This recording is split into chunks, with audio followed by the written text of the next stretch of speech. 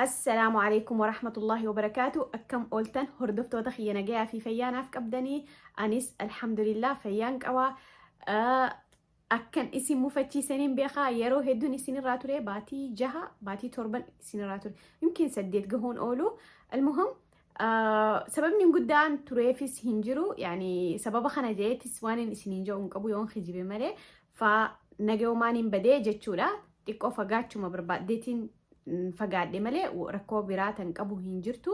Akkasii saniifuu hunoo arra isinii deebi'ee akkasumatti baga rabbii amata haariyaan isiniin gahe jecha akkasumatti rabbii amata gammachuu amata salaamaa amata badhaadhaa amata bilisummaadhaa amata waan bareedaa hundaa isinii haa godhu nu hundaafuu walmaanuu nuuf haa godhu isiniin ja'a.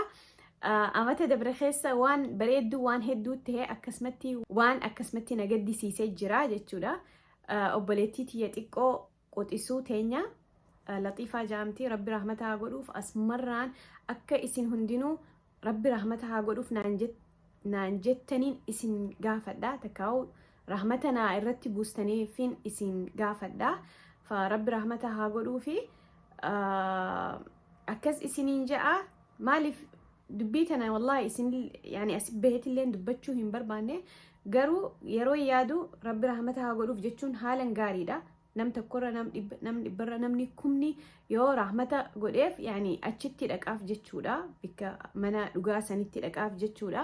Saniifi hayyee arra maalin isinii wajji godhuuf dhufe yoo rabbi nyaaran yookiin baatii lama gahe baatii sadiifin deemaa ergan tolfatanii nyaaran tolfachuudhaaf dhufee jechuudha.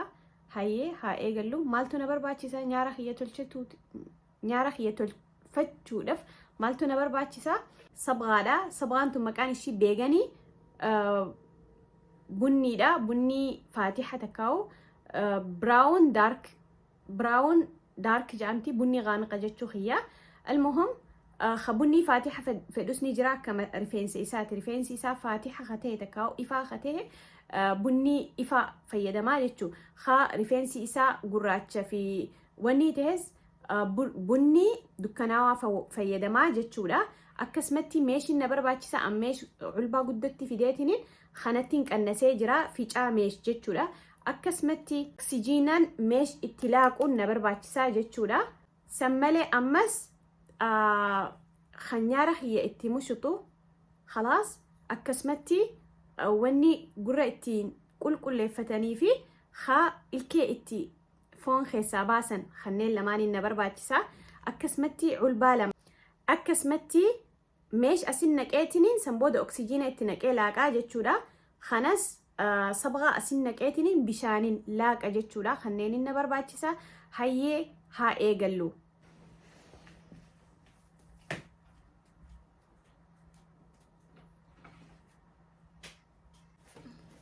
Mandiila kana akka qabadheetiniin yani wanni zaayidni takkaa wanni ida'aan cinaan dhufe yoo jiraate kan mandiilaniin kanan mandiila haqee akkasii haqaanii jechuudha. Hayyee